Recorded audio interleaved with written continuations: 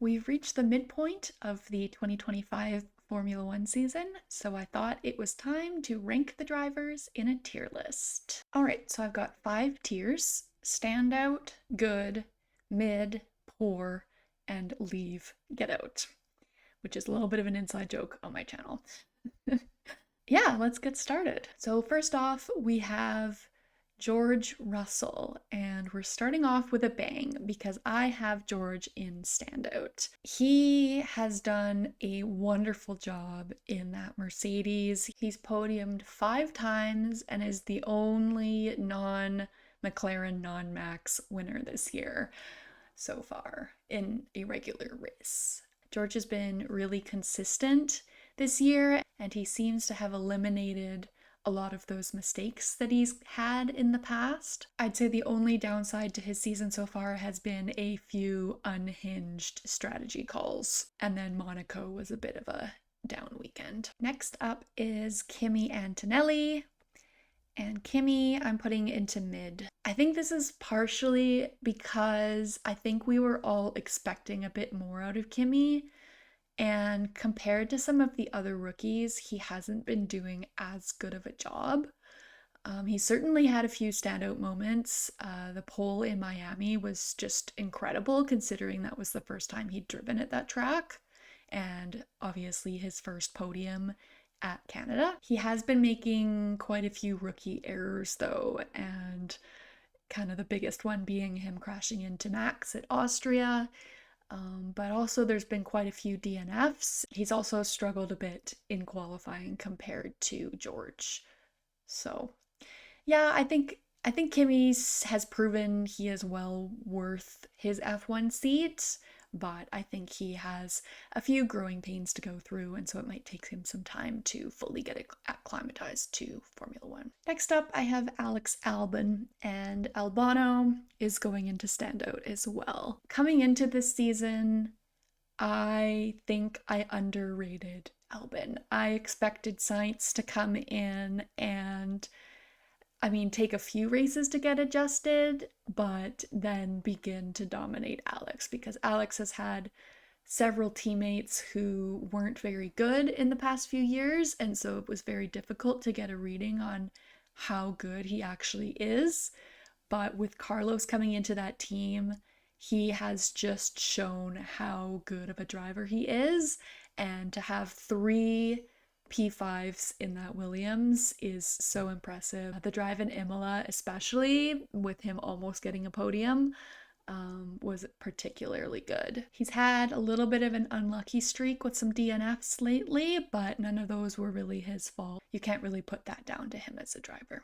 So definitely a standout driver this year so far. Next up is Carlos, and Carlos, unfortunately, is going in mid as well. I don't think Carlos has been awful this year, but he hasn't really had a standout performance like Alex has so far this year. He hasn't had any top 5 finishes. I think he's qualified better than Alex on a few occasions, but he hasn't been able to turn those into results. And he's also had a run of bad luck this year as well. I think it's been tough for him to get used to that Williams car, considering he's used to driving at the front with a really good Ferrari and a new engine as well. So I think it's just going to take Carlos a little bit of time, but I'm sure that he will gradually improve, and hopefully that car will be a little bit more reliable in the second half of the season. All right, next up is my boy. It's Charles Leclerc. And Charlie is going into good. I think Charles has had some good performances in the races. Monaco especially was very impressive, to put it that close to the McLarens when their car is just so much superior to that Ferrari. Austria was also quite impressive, but once again, any wet race and he just completely falls apart. And I don't know if it's the lack of communication between him and Ferrari, or if he just doesn't know how to set that car up in the wet, but there's been a few races this year that have not gone well for him in those conditions, which has been disappointing. And Charles's qualifying has also not been that great this year, and I'm guessing that's mainly because the car hasn't been that good, but he just hasn't been able to kind of wrangle the results out of it that he has in the past. And he hasn't had a pole yet this year, which has kind of been a rare thing for him. So yeah, we'll see what these new upgrades will do for the Ferrari, but it's looking like a wet race at Spa, so it might be more of the same Ferrari struggles in that one, so we'll see. Next up is Lewis Hamilton, and Lewis I have to put in mid, just ahead of Kimi. I think Lewis again, like kind of similar to Kimi, a lot of hype on him going into Ferrari, going into a new team. And the China sprint was very, very impressive, but that's been really one of the only impressive races he's had this year. He's had a couple P4 finishes, but hasn't managed to finish on the podium in a main race yet. And he just hasn't been able to quite get to Charles's level in qualifying. He's been close and he's been consistent as he has throughout the rest of his career, but he hasn't really had any standout performances yet, and so that's why I have him in mid. Next up is Nico Hülkenberg, and Nico I am putting in standout just behind Alex. I wanted to make sure this wasn't recency bias because I know we're all still super hyped about his podium at Silverstone, but looking at the results of that car, the Sauber was not very good at all at the start of this season. He wasn't able to get very many points finishes in the first few races of the year outside of Australia, where there was a bit of chaos in the rain. But since that car has been upgraded, he has been in the points every single time. And he has managed to finish ahead of Lewis Hamilton 2 times. And so I think just some of those mega results that he's managed to have, even though his qualifying hasn't been that great this year, his race pace has been very, very good. And he is making up so many positions in the races, and it's been so impressive to watch. And so I do think that he's been a standout driver so far this year. Next up is Gabriel Bortoleto, and he is going in mid as well, just ahead of Carlos.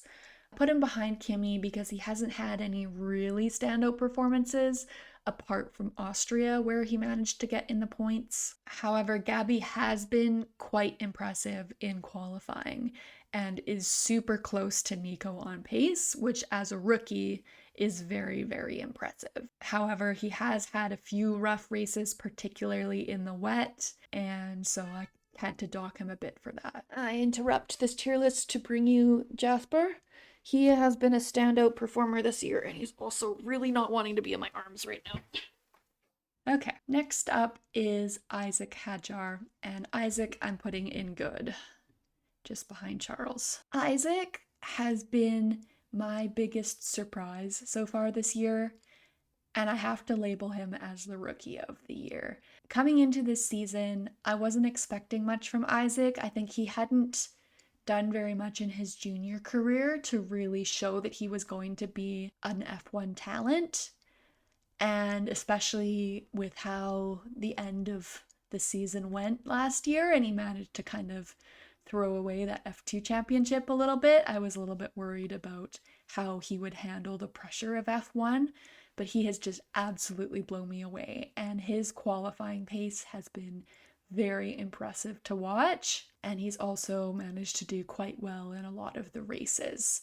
And so there have been a few issues with strategy, but that's pretty typical for racing bulls, and he's also struggled in both of the wet races, but that's kind of just a typical rookie issue, and so I didn't really dock him much for that. So yeah, Isaac, very impressive, and I'm sure that he will be getting the Red Bull call-up for next season, which don't know if you actually want that at this point because he's been doing real well in that Racing Bull. So next up is Liam Lawson, and Lawson is going into poor. Unfortunately, Liam's start at Red Bull went so terribly bad that they dropped him after 2 races.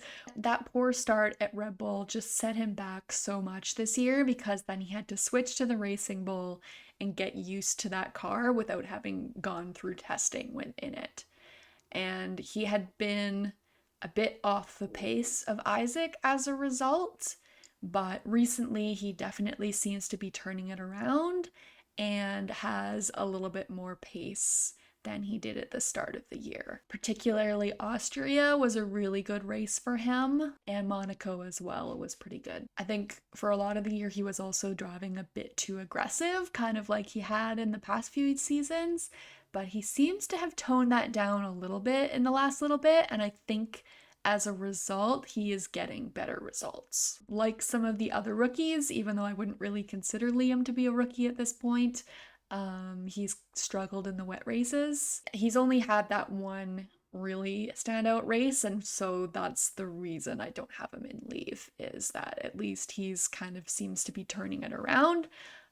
We'll see how the rest of this season goes, if he deserves one of those Racing Bulls seats, but only time will tell. Next up is Fernando Alonso. And unfortunately, I have to put Fernando in mid this year, just behind Kimi. Fernando had a horrendous start to the season by his standards. He was spinning so frequently in that car, in the races, in practice sessions, and he crashed in Australia, which was also quite surprising. Aston Martin has upgraded the car though, and he has been better the past 4 races since they've done that, which is why I have him in mid. But yeah, he hasn't had any really good performances this year, and so I kind of had to put him into mid for that reason. Next up is Lance Stroll, and Lance I am also putting into poor. I honestly do not understand Lance Stroll, because he is mediocre at best like 95% of the time, and then for some reason, anytime there is a wet or changeable conditions race, he turns into Ayrton Senna and is able to pull these random excellent results. He did it in Australia, he did it in the Miami sprint race, and he did it in Silverstone. I legitimately do not understand, and those have been 2 of his 3 points finishes this year. But his qualifying record to his teammate has been absolutely abysmal. He's been clean swept by Alonso this year, even though Alonso's been struggling in that car, which has always been an issue with Lance Stroll, but it's kind of getting embarrassing at this point. Now, there is the question of his wrist issue, which could have been causing some of his struggles, but you can't be using stuff as an excuse. And so he needs to figure things out, because if that Aston Martin car is good next year with a Honda engine, he's gonna get absolutely obliterated by Alonso if he doesn't sort himself out. All right, next up is Max Verstappen. And for the first time in several years, Max isn't going in my top category. He is going into good. I think I have him way ahead of Charles. Yes, I have him ahead of Charles there. Max this year has had such a mixed bag of results. He's had some really bad luck in the Miami sprint when he collided with Kimi in the pit lane, and Austria as well when Kimi took him out, where he was just wrong place, wrong time. But he's also had some pretty uncharacteristic mistakes this year. Going off in Australia in the wet, allowing Oscar to pass him, his absolute meltdown in Spain, and the spin that he had in Britain on the restart.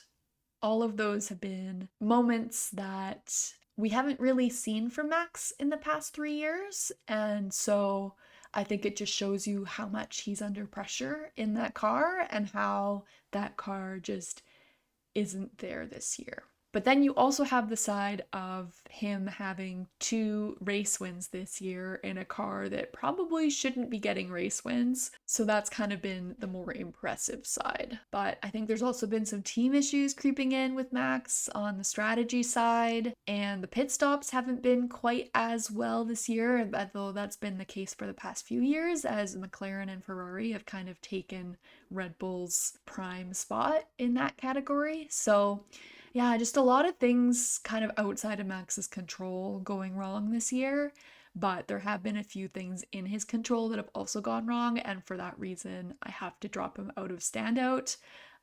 He's still obviously the best driver in F1, but so far this season hasn't been quite to his own standards. Next up is Yuki, and Yuki I am putting in poor behind Liam. Unfortunately, Yuki has struggled in that Red Bull, and he seems to have gone about the same as a lot of drivers have gone in that car, where he gets into it and he seems to perform decently, but then he has a bad result and he gets down on himself, and then it just snowballs from there and he can't pull anything out of the car anymore. He doesn't have the confidence in it, so he can't drive it in the way that it needs to be driven.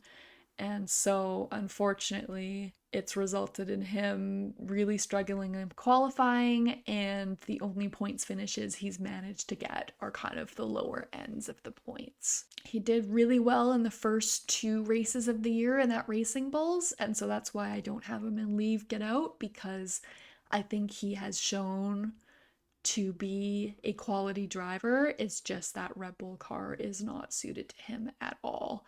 And I just feel so bad for him, because we were all calling for this to happen because we thought that he would be able to do something with that car, and it just hasn't happened.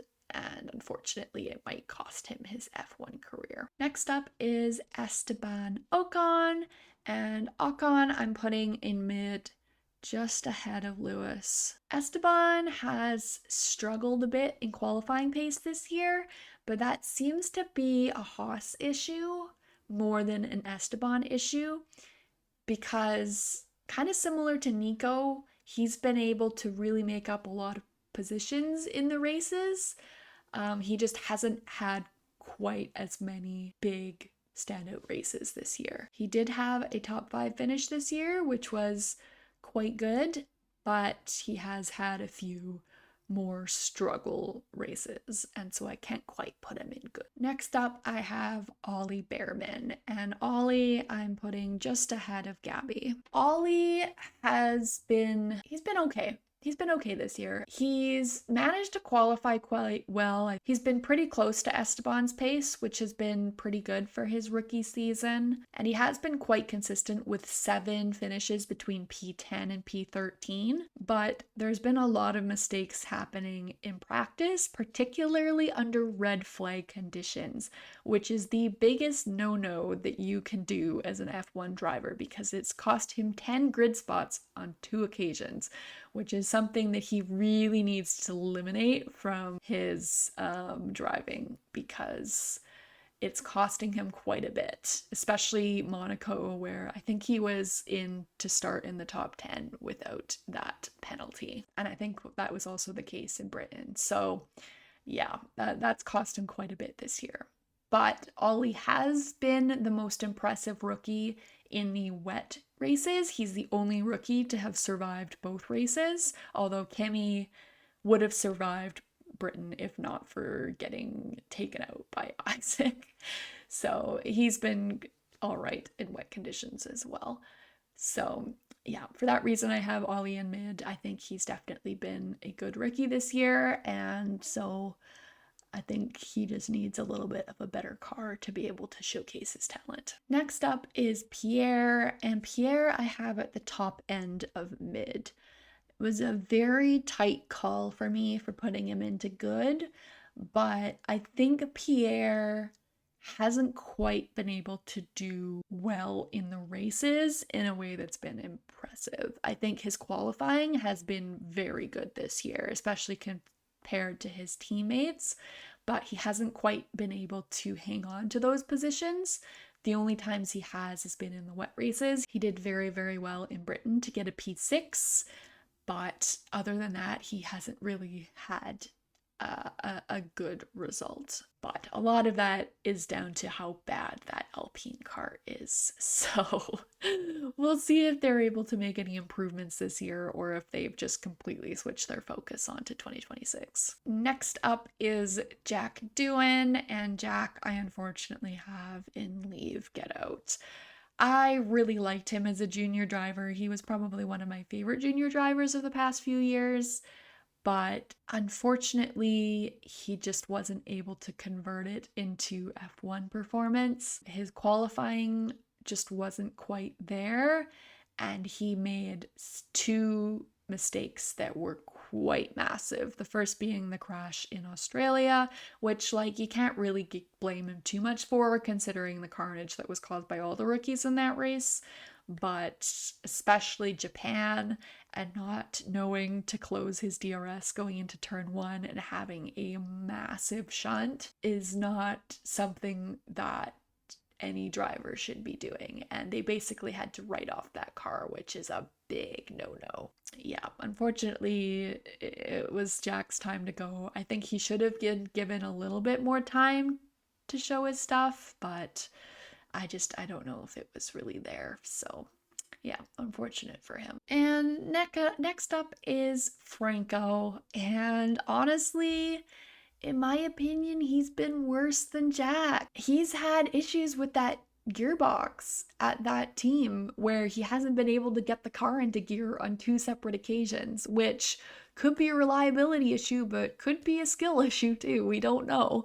But I think part of this could be because of the fact that he didn't get the car in testing, and this is a new car, very different to the Williams car that he was able to drive quite well in last year. But he's also making rookie errors and hasn't been that good in the wet, and he hasn't managed to get it into the points yet either. So him and Jack are pretty level to me, but I have him a little bit of a step down, just because we haven't quite seen anything from him yet, really. He's been very, very anonymous so far this year. And finally, we have the two McLaren boys. And we'll start with Oscar Piastri. And Oscar has been, in my opinion, the best driver this year so far. Part of this comes down to how he is performing compared to my expectations for him coming into this year. I think at the end of last season, I was a little bit worried about his pace compared to Lando, especially in qualifying. And I was expecting Lando to kind of run away with the battle at McLaren. I wasn't necessarily thinking that Lando would be winning the World Championship because of the mistakes that I was expecting him to make, but I just didn't think that Oscar would have the pace to be able to compete with his teammate. But that has not been the case at all this year. Oscar has been so consistent, and outside of that slide off the track in Australia and that mistake under the safety car in Britain, he's been nearly flawless this year and just been so consistent. He's had 5 race wins so far this year and has been on the podium in 10 of 12 races. I wasn't quite expecting this level from Oscar so soon, and he's definitely managed to put in a fight here with Lando that I wasn't quite expecting. So yeah, I think he's been the standout driver so far this year. And finally, we have Lando Norris. And Lando, I have to put in good, just behind Max. Lando's just made so many mistakes this year. Like, I was expecting him to make some mistakes coming into this season, but it would more so be mistakes under pressure for the race win. But it's been his qualifying that has let him down, and that's been his strength his entire career. And so the crash in Saudi and just not being able to put it together on his Q3 lap like so many times this year has just been so disappointing from him. And you look at him in the races, and he seems to still have a little bit more race pace than Oscar. But when he's consistently having to start between 3 and 5 positions behind him, like, he's just not able to make up that gap by the end of the race. And so it's just really been costing Lando so far this year. There's also been just, yeah, that crash in Canada was pretty bad. And I think there were kind of 2 ways that could have gone. That could have just completely destroyed his confidence, and he could have been even more in his head. But honestly, it almost seems like that might have flipped a switch in him. I think maybe he's looking at it as that was kind of the worst possible thing that could happen, and now it's happened, and now I can just kind of drive free. Yeah, you agree? Yeah, these last 2 races that Lando has done have been his best 2 of the year. And maybe that's because he's always been good at Austria and he was extra motivated for his home race. I think after Canada, we kind of thought that he was out of the championship fight and he's managed to bring himself back into it. So should be exciting for the rest of the year. But yeah, I think he hasn't quite been able to pull out the results that he's needed to this year, and it's affecting his championship hopes. But I put him behind Max mainly because Max is in just a far inferior car, and so what he's been able to do in that car has been more impressive than what Lando has managed to do in the best car on the grid. So yeah, so that was my tier list for the midway point of the 2025 season. In order from first to last, here is the list. And comparing it to the start of the year, there's been quite a bit of movement. Max has dropped quite a bit because I ranked him first coming into the season. Leclerc, Norris, and Hamilton have also really dropped. Piastri's gone way up, Russell's gone way up, and Albon and Hulkenberg have gone way up as well. Yeah, a lot of movement this year, and I think it's because certain drivers have been outperforming the car and others have been underperforming it to expectations. And yeah, it's been very, very interesting to see what's been happening so far this year. So very excited for the rest of this season. I will see you all for the next race in Spa. Until then, toodles.